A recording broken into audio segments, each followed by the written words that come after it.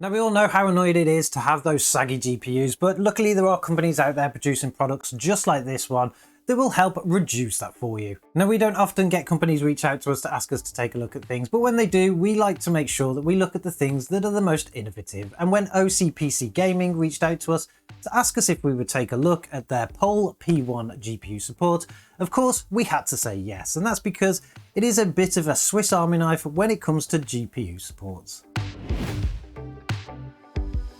So this is the POL P1 GPU support from OCPC Gaming, and they reached out to us recently to ask us if we wanted to take a look at it. And of course we had to say yes, because just look at it.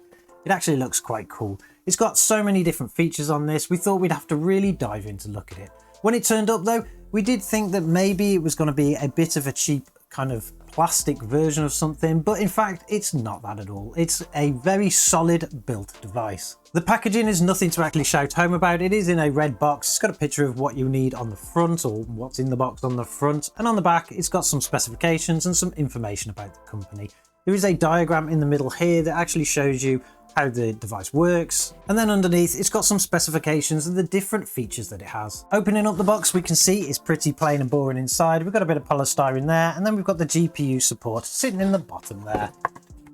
Now, I'm sure as you can tell, there are some redeeming features of this which actually got us interested. It's got a lot of cabling on it, which is obviously for something built inside there, and the GPU support is actually pretty big.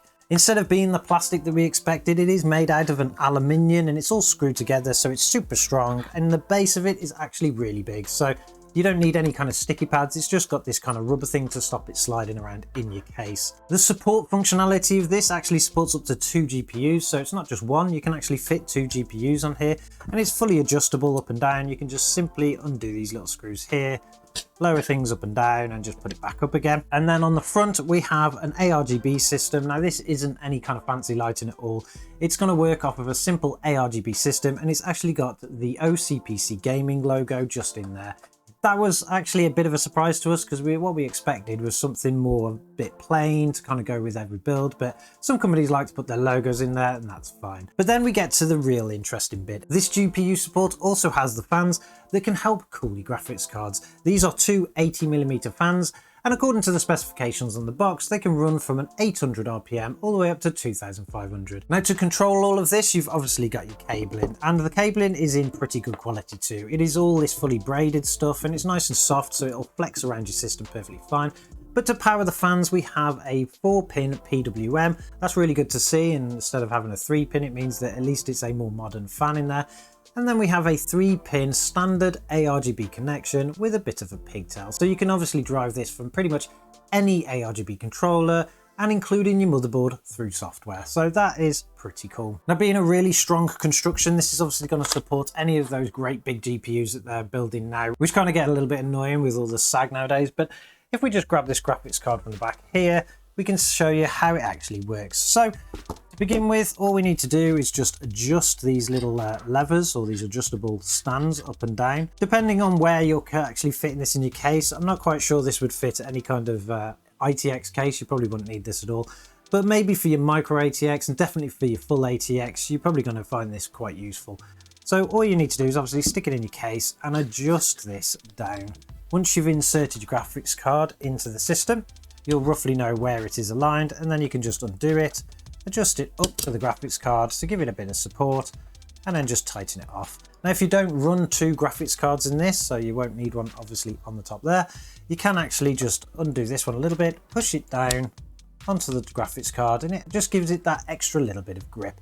So it's not really going to go anywhere, and because these are so strong and they're made out of metal, your graphics card, it doesn't really matter how much it's going to weigh. It's not going to push that down. As I said before, that in here there are 2 80mm fans, and they do run from 800 RPM to 2500, and that sometimes can be a bit of an issue when your fans are really small. To be able to get up to those speeds, fans need to turn really quick, and particularly when they're small, they can actually make quite a bit of noise. So we have been doing some testing around this just to see what kind of noise they'll produce. To test the noise levels of these fans, we used our standard testing that we generally use for CPU coolers, with a noise floor level of 29.8 decibels and at a noise distance of 20 inches. When running at 25% speed, we basically got room noise levels, so it was 29.8. You're not going to hear this at all.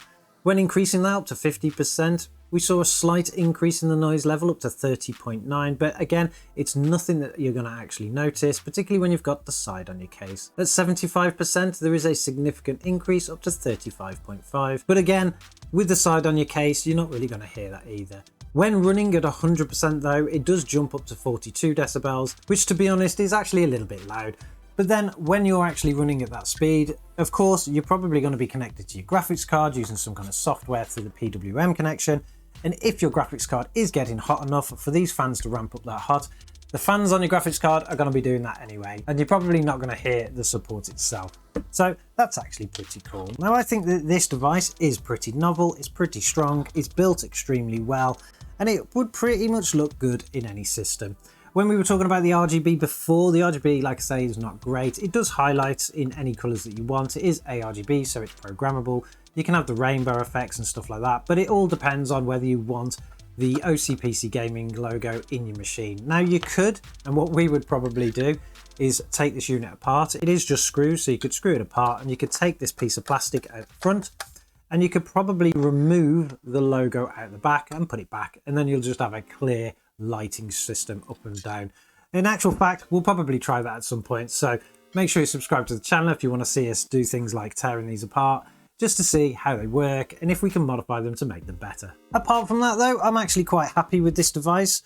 It does come in either black or white. They obviously sent us the white version, so it'd suit a white build perfectly. But if you do have a black system, they do provide that one too, so you can pretty much make it blend in with anything. I do like it when companies go above and beyond to try new things, and I think this really is a new novel thing. In actual fact, at some point we were actually going to try and build something like this, but obviously we don't need to now because somebody already provides it. Now let us know in the comments below, do you still have a machine that suffers from GPU sag? And if so, would a device like this actually be suitable for you? Would you even consider purchasing something like this, considering its size, and particularly if you wanted the extra airflow? I could see this being super useful for people that have maybe some kind of pre-build that doesn't really have that much airflow in them, just to get your graphics card a little bit extra air, while also saving not only the graphics card from its sag, but the damage it could be causing to your motherboard as well. We're going to continue to have a bit of a play with this. Maybe it is time for us to actually build that white themed system that we want and install something like this just to give it a go and give it a test. Don't forget to subscribe to the channel if you like this kind of content and you want to see us look at even more weird things, and we'll catch you in the next one.